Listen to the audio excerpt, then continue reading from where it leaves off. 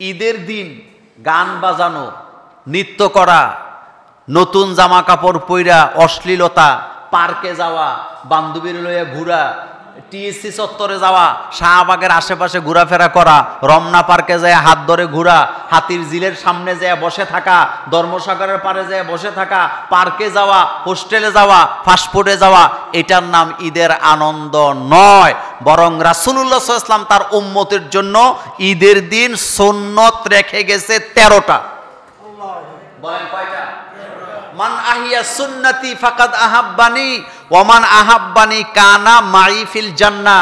রাসূল সাল্লাল্লাহু আলাইহি ওয়াসাল্লাম বলেছেন, যে ব্যক্তি আমার একটা সুন্নতকে জীবিত করলো সে যেন আমি নবীকে ভালোবাসলো, যে আমি নবীকে ভালোবাসলো সে আমার পাশাপাশি জান্নাতে বাস করবে। ঈদের দিনে সুন্নত কয়টা? আরো জোরে বলেন কয়টা? ১ নাম্বার সুন্নত হলো ঈদের দিন যেন তাহাজ্জুদ মিস হয়ে না যায়, অথবা ফজরের জামাত যেন মিস হয়ে না যায়। বাইহাকির হাদিসে আসছে ঈদের দিন ভোরে ভোরে ঘুম থেকে জাগ্রত হওয়া, এটা সুন্নত। কিন্তু আমার দেশে কিছু ঈদের নামাজি আছে ৭টা বাজে উঠা কোনো রকমে গোসল করে ঈদের নামাজে যায়, ফজরের নামাজও পড়ে নাই। এমন ঈদগাহে যাওই না বড় লোক নতুন পাঞ্জাবিওয়ালা আছে না নাই? এতে নতুন পাঞ্জাবি নতুন লুঙ্গি পরে ঈদগাহ যায়, কিন্তু এতে ফজরের নামাজ পড়ে নাই। বলেন আসেনি? হেতে সাপ ঢাকার শহর থেকে আইছে, ঘুমাইতেছে, হেতে ফজরের নামাজ পড়ে নাই, হেতে ঘুমায়। তো উঠবো কোন সময়? জামাত হইলো 8:30টায়, হেতে উঠবো 7:30টায়। উঠটা খত খত কইরা ব্রাশ কইরা এরপরে হেতে পাঞ্জাবি টাঞ্জাবি কইরা মাশাআল্লাহ ঈদগাহে যাইতেছে আতর লাগে। তো তুমি ফজরের নামাজ পড়ছো নি মিয়া? গাদা কোথাকার। আসেনি? এরকম আসেনি? গ্রামে গঞ্জে দেখেন সাহাব আইছে ঢাকার শহরতে, অমুক খানতে তমুক খানতে ঈদ। তো তুমি ঈদ করতে আইছো, তোমার ফজরের নামাজ কই? রাসূলের যুগে সাহাবাই কেরাম ফজরের নামাজ পড়ে ঈদগাহে চলে যেতেন। ঈদের নামাজ খোলা মাঠে পড়া আরেকটা সুন্নত, সেটা পরে বলি। রাসূল সাল্লাল্লাহু আলাইহি ওয়াসাল্লামের সাহাবারা ঈদের নামাজে যাইতেন কোন সময়? ফজর নামাজ পড়ে ঈদগাহে চলে যেতেন। নাম্বার 2, ঈদের দিনের সুন্নত মেসওয়াক করা। কি করা? দেখবেন কাবার ইমামদেরকে মাঝে মধ্যে দেখবেন ভিডিওতে দেখা যায় মেসওয়াক একটা কই থাকে? পকেটে। আমি আব্দুর রহমান সুদাইসি বা অন্য ইমামদেরকে দেখি নামাজের একামত চলবে, উনি মেসওয়াক বাইর করে মেসওয়াক করে রেখে আল্লাহু আকবার করে নিয়ত করতেছে।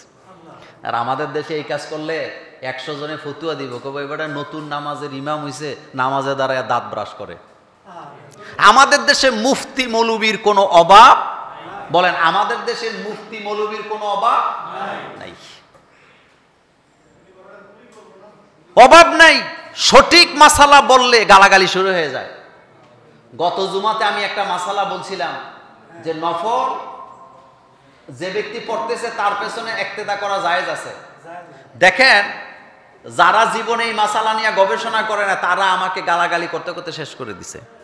কিন্তু যারা আরব দেশ ভ্রমণ করছে, যারা আরব দেশে গেছে, মক্কা মদিনায় বেশি সময় কাটাইছে এবং যারা এই মাসালা জানে তারা সবাই বলেছে না মোল্লা নাজিম ভাই যেটা বলছে এটা আছে এবং এটাই আরব দেশে চলে। শুধুমাত্র এক ইমামে আজম আবু হানিফা বলছে এটা হবে না, বাকি সবাই বলছে এটা কি হবে। বর্তমান বিশ্বের সবচেয়ে বড় বড় স্কলার যারা, যাদের ফতুয়াকে আমরা ফলো করি, তারা সবাই বলেছেন এটা কি এভাবেই পড়া, এটা জায়েজ, এটা কি। কিন্তু গালাগালি চলছে। এই নিয়ে আমার কোনো আপত্তি নেই, আমি সেদিকে গেলাম না। তো কথা বলতেছিলাম মেসওয়াক করা। বলেন কি করা? মেসওয়াক একটা পকেটে থাকে। 3 নাম্বার, ঈদের দিন গোসল করা সুন্নত। ঈদের দিন গোসল করা কি সুন্নাহ। এরপরে 4 নাম্বার, শরীয়ত সম্মত সাজসজ্জা করা। গত জুমা তো বলছিলাম নতুন জামা পরে ঈদ করতে হবে, এরকমের হাদিস কোরআন কোথাও নেই। নতুন জামা পরে ঈদগাহে যেতেই হবে, নতুন জামাই পড়তে হবে, এই কথা কোরআন হাদিসের কোথাও নাই। আমি বলেছিলাম আপনাদেরকে গত জুমায়, বলছি কিনা? বরং বলা হয়েছে আপনার ঘরে যে জামা কাপড় আছে যেটা ভালো আপনি সেটা পরে ঈদগাহে যাবেন। কিন্তু অনেকে আছে নতুন জামা না পড়তে পারলে মনটা খারাপ হয়ে যায়। না, মন খারাপ করার দরকার নাই। নতুন জামা নাই, মন খারাপের দরকার নাই। কারণ নতুন জামা পরে ঈদ করলে বেশি সওয়াব পাবে, আপনি পুরানটা পরবেন আপনি সওয়াব কম পাবেন। এমন কথা কোরআন হাদিসের কোথাও নাই, বরং একটু পরিষ্কার পরিচ্ছন্ন জামা কাপড় পরে ঈদগাহে যেতে বলেছেন মুহাম্মদুর রাসূলুল্লাহ সাল্লাল্লাহু আলাইহি ওয়াসাল্লাম। 5 নাম্বার, সামর্থ্য অনুযায়ী পোশাক পরা।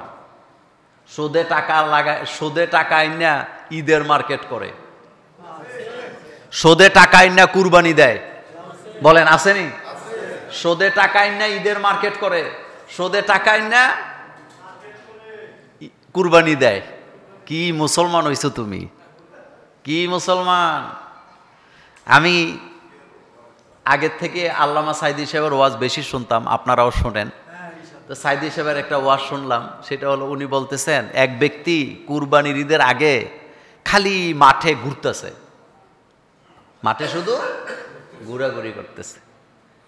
তো আরেকজন বলতেছে, বেটা মাঠের মধ্যে ঘোরাঘুরি করো কেন? কয় ঘোরাঘুরি করি, এটা সুযোগ খুঁজতেছি একটা গরু যদি চুরি করা যায়। মানে তুমি গরু কেন চুরি করবা? কুরবানি দেবো। বেচার আরেকজন বলতেছে, বেটা তোমার তো সাহস কম না, তুমি চুরি কইরা গরু কুরবানি দিবা? কয় তোমার মতো এত ছোট মাথা আমার না, আমার মাথা অনেক বড়। কয় কি? কয় শোনো, গরু যে চুরি করবো, গরু চুরি করা এটা একটা গুনাহ, কিন্তু কুরবানি দেওয়া এটা একটা সওয়াব। তো গুনাহ আর সওয়াবে কাটাকাটি, মাঝখান থেকে গোস্তগুলা ফাও খামো। কত ঈদে ছেলে মেয়ের জামা কাপড় নতুন লাগবে, এই জন্য সুদে টাকা আনছে, কিস্তিতে টাকা তুলছে। এরকমের মূর্খ আসেনি?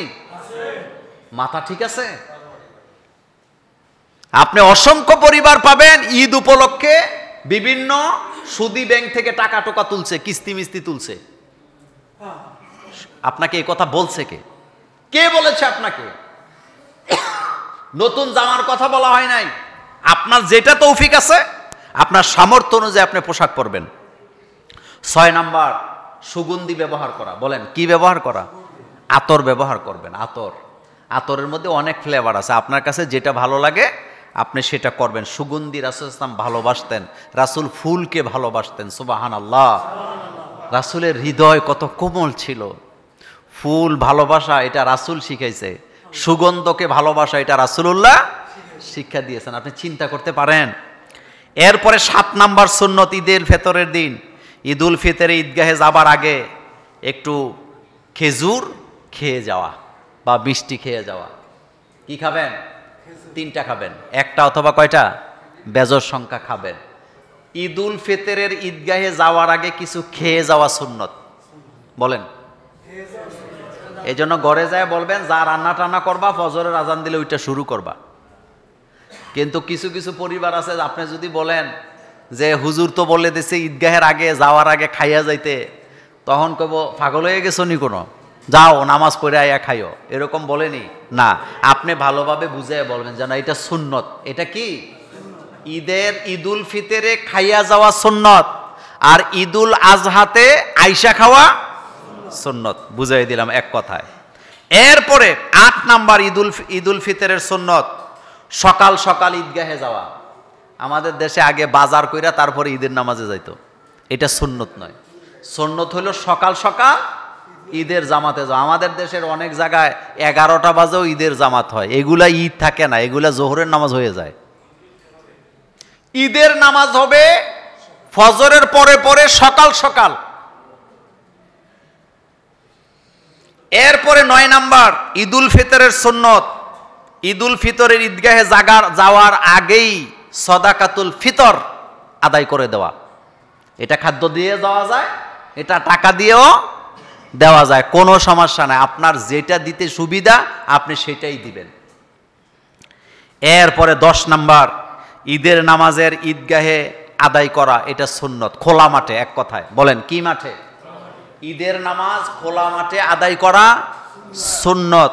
যদি বৃষ্টি থাকে, তুফান থাকে, সেটা ভিন্ন কথা, তাইলে আপনি কোথায় আদায় করতে পারবেন? মসজিদে। কিন্তু ঈদের নামাজ হবে কি মাঠে? খোলা মাঠে। মাঠ একটু সাজানো গুছানো থাকবে যদি তৌফিক থাকে। খোলা মাঠের মধ্যে বাচ্চারা যাবে, খোলা মাঠের মধ্যে আপনারা যাবেন, ঈদ আনন্দ করবেন, একজন আরেকজনকে সালাম কালাম দিবেন, দোয়া করবেন, এটাই আনন্দ। এটা কি? আনন্দ। কিন্তু ঘরের থেকে নামাজের মসলা একটা লইয়া মুখ কালা কইরা ঈদগাহে যাইয়া নামাজের মুসলাটা বিছাইয়া নামাজটা পইরা আবার মুখটা কালা কইরা ঘরে চলে যাওয়া, এটা ঈদ হয় না, এটা ফর্মালিটি হয়েছে। কথা কন না কেন? এটা কি হয়েছে? আনন্দ কি মানুষে এভাবে করে যে একটা মুসল্লা কান্দে লইয়া মানে যাইবেন, মুসল্লাটা বিছাইবেন, এরপরে আপনি নামাজ পড়ে আবার মুখটা কালা করে চলে আসবেন, কারোর সাথে সালাম নাই কালাম নাই, আপনার ভাইয়ের সাথে সালাম কালাম নাই, আপনার বন্ধু বান্ধবের সাথে দেখা নাই, এটা কি আনন্দ হয়েছে নাকি ফর্মালিটি হয়েছে? বলেন তো। আপনি কি আনন্দ? ঈদের আনন্দই তো আপনি মজাই তো পাইলেন না। আমাদের দেশে আমরা ঈদের আনন্দগুলা দিনে দিনে হারাইছি এই কারণে। আপনারা যারা এখানে উপস্থিত আছেন, আচ্ছা বলেন তো, এক সময় বাচ্চারা ঈদের জামাতে কাগজের টুপি পরতে দেখছেন? কথা আসতে কয়। ওই আনন্দটা কি আপনি আমারে আর ফেরত আইনা দিতে পারবেন? পারবেন না। বাচ্চারা ঈদগাহে যাবে, দৌড়াদৌড়ি করবে, খেলাধুলা করবে। আপনি ঈদগাহে যাবেন, আপনার পাড়া প্রতিবেশী বন্ধু বান্ধবের সাথে কৌশল বিনিময় করবেন, দেখা সাক্ষাৎ করবেন, এটা হলো ঈদ। কারো সাথে যদি এর আগে মনোমালিন্য থেকে থাকে, ঈদের দিন এটাকে মিটিয়ে ফেলার একটা সুযোগ কি আছে? কিন্তু না, আপনি সেটা করেন নাই। আবার কিছু কিছু বড় লোক আছে, আমি তো দেখতে দেখতে বড় হয়েছি, অনেক টাকাওয়ালা, বাপ সাপ লইয়া ঈদগাহ যায়, আবার বাপ সাপ লইয়া বাড়িতেও চলে যায়, কারোর সাথে কোনো কি নেই, কথা নাই। একজন গরিব মানুষ যদি কয়, ভাই আসেন না আমার বাড়িতে একটু সেমাই চিনি খাইয়ে যান, কয় না আমার ডায়াবেটিস আছে, আমি খাই না। তো তুই না খাইয়া থাকস বেটা। আপনি আমারে বললেন যে মোল্লা ভাই ঈদের দিন আসেন, ঈদের দিন বলেন তো এই যে সাদা, এটার মধ্যে একটা আনন্দ আছে না? এক চামচ খান, ওনার বাড়িতে একটু যান, এটার মধ্যে আনন্দ আছে নি? আছে। এটা আনন্দ। একাকিত্বের মধ্যে কোনো কি নাই। একা তো থাকে তারা, ডিপ্রেশনে ভোগে যারা।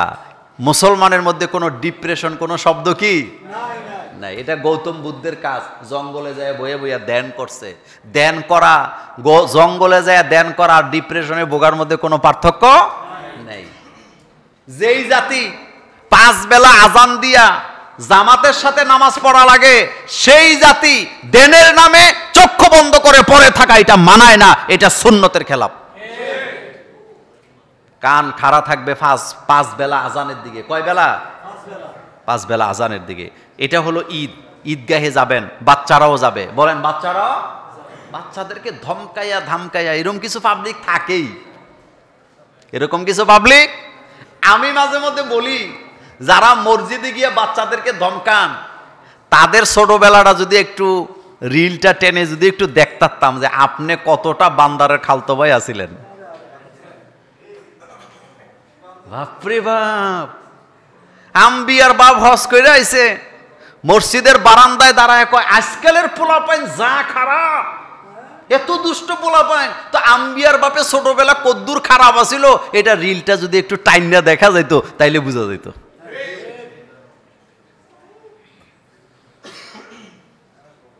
শোনেন, ঈদের দিন মসজিদে নববীর মাঠে খেলাধুলার আয়োজন চলছে। বলেন কিসের আয়োজন? রাসূল সাল্লাল্লাহু আলাইহি ওয়াসাল্লাম সেখানে উপস্থিত হলেন। হযরত ওমর রাদিয়াল্লাহু তাআলা আনহু, তিনি বাপসাপটা এমন যে খেলাধুলা বন্ধ করে দিবে। আল্লাহ রাসূল বলেন, ওমর তাদেরকে খেলাতে বাধা দিও না, তাদেরকে খেলতে বাধা দিও না। এক হাদিসে আসছে, তারা বেলালের গোষ্ঠী, তারা খেলুক, তারা আনন্দ ফুর্তি করুক। একাধারে 2টি 3টি হাদিস আসছে। মা আয়েশা বলেন, ঈদের দিন মসজিদে নববীর বাইরে মাঠে খেলাধুলা হতো, আমি খেলাধুলা দেখতে পছন্দ করতাম। আল্লাহ রাসূলের উরুর উপরে দাঁড়াইয়া আমি খেলা দেখতাম ততক্ষণ, আমি যতক্ষণ না নামতাম রাসূলুল্লাহ আমাকে নামায় দিতেন না। সুবহানাল্লাহ, রাস্তে কর। এটা ইসলাম। বলেন এটা কি ইসলাম? আমি বলি নাই, মা আয়েশা বলেন, আমি খেলা দেখতেই থাকতাম, আমি ইচ্ছা করে না নামলে রাসূল আমারে নামায় দিতেন না। আর আমরা বাচ্চারা একটু দুষ্টামি করলে যা করি আমরা, মসজিদে আইসা বাচ্চারা একটু কথা কইলে যা করি আমরা, এটা না, বাচ্চারা বুঝুক এটাই আমাদের ঠিকানা। বাচ্চারা, মুসলমানের বাচ্চারা বুঝুক আমাদের ঠিকানা কি? মসজিদ। আল্লাহ যেন আমাদেরকে তৌফিক দান করেন। এরপরে শোনেন 11 নম্বর সুন্নত, ঈদুল ফিতরের 11 নম্বর সুন্নত, ঈদগাহে এক রাস্তা দিয়ে যাবেন, সুযোগ থাকলে আরেক রাস্তা দিয়া আসবেন। যাবেন একটা দিয়া, আসবেন আরেকটা দিয়া, যদি সুযোগ না থাকলে এইটা দিয়ে আইসেন, সমস্যা নাই। 12 নাম্বার, পায়ে হেঁটে ঈদগাহে যাওয়া সুন্নত, যদি কাছাকাছি হয়। অনেক দূরে যদি হয় সেটা তো ভিন্ন কথা, এত দূরে আপনি যাইবেন কেমনে, কিন্তু কাছাকাছি যদি হয় তাহলে আপনি পায়ে হেঁটে হেঁটে ঈদগাহে যাবেন। এরপরে সর্বশেষ 13 নাম্বার, ঈদুল ফিতরে ঈদগাহে যাবার সময় তাকবীর বলবেন। কি বলবেন? আল্লাহু আকবার, আল্লাহু আকবার, আল্লাহু আকবার, লা ইলাহা ইল্লাল্লাহ, আল্লাহু আকবার, আল্লাহু আকবার, ওয়ালিল্লাহিল হামদ, আল্লাহু আকবার, আল্লাহু আকবার, লা ইলাহা ইল্লাল্লাহ, আল্লাহু আকবার, আল্লাহু আকবার, ওয়ালিল্লাহিল হামদ। তাকবীর দিবেন, দিতে দিতে যাবেন। এটা ঈদের আনন্দ, এটা ঈদের কি আনন্দ। গত বছর মহিলারা ঈদগাহে যাইতে পারবে কিনা পারবে না এটা গত বছর আলোচনা করে দিয়েছি, এই জন্য এটা আর আজকে কি টানলাম না।